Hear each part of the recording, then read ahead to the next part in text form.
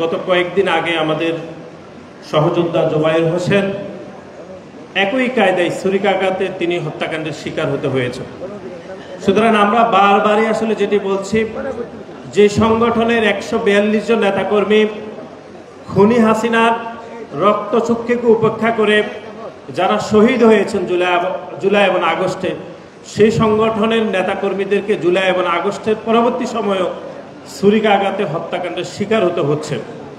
এটি আমাদের জন্য খুবই দুঃখজনক এবং এটি খুবই হৃদয় বিদারক এবং মর্মান্তিক ঘটনা বলে আমরা মনে করি।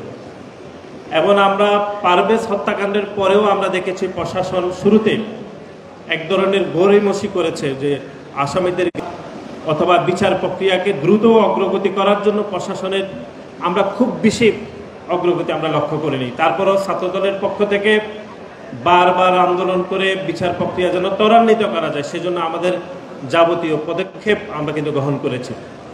এরপর আপনারা দেখেছেন ঢাকা বিশ্ববিদ্যালয়ের শাহরিয়ার আলম সাম্য হত্যাকাণ্ড নিয়ে অপরাজনীতি হয়েছে।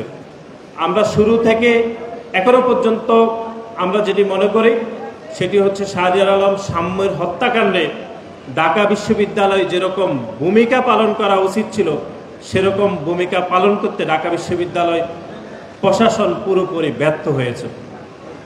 তারপরে জোবায়ের হোসেনের এই হত্যাকাণ্ড এবং তার তদন্তের বিষয়ে এখন অনেকেই অনেকভাবে কথা বলছেন।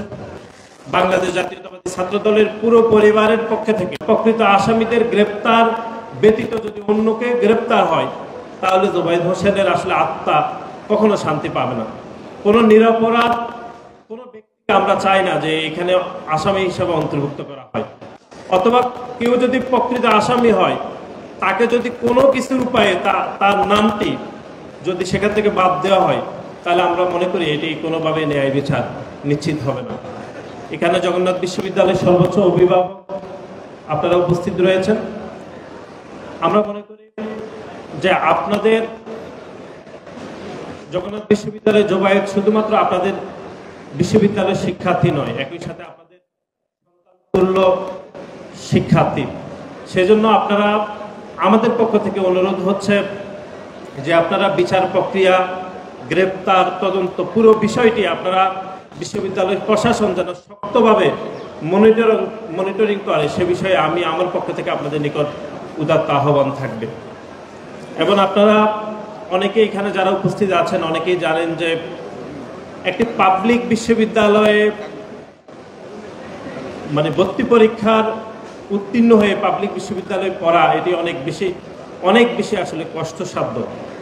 এবং আপনারা অনেকেই জানেন যে জোবায়ের হোসেন উনি পড়াশোনা করেছেন নোয়াখালী সুবর্ণচরে। আপনারা অনেকে জানেন যে এটি অত্যন্ত প্রত্যন্ত একটি এলাকা, আমার নিজেরও বাড়ি নোয়াখালী সুবর্ণচরে।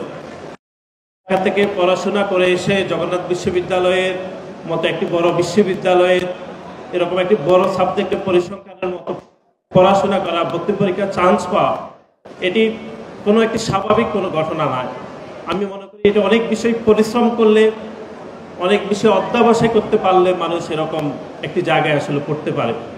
সুতরাং জগন্নাথ বিশ্ববিদ্যালয়ের এরকম একটি সাবজেক্টের শিক্ষার্থী হয়ে তাকে যেরকম অনাকাঙ্ক্ষিত এরকম একটি হত্যাকাণ্ডের শিকার হতে হয়েছে, সেজন্য আমি মনে করি বিশ্ববিদ্যালয় প্রশাসনের উচিত প্রতিটি শিক্ষার্থীর নিরাপত্তা নিশ্চিত করতে বিশ্ববিদ্যালয়ের প্রশাসনের আরও অনেক বেশি সতর্ক থাকা উচিত বলে আমি মনে করি।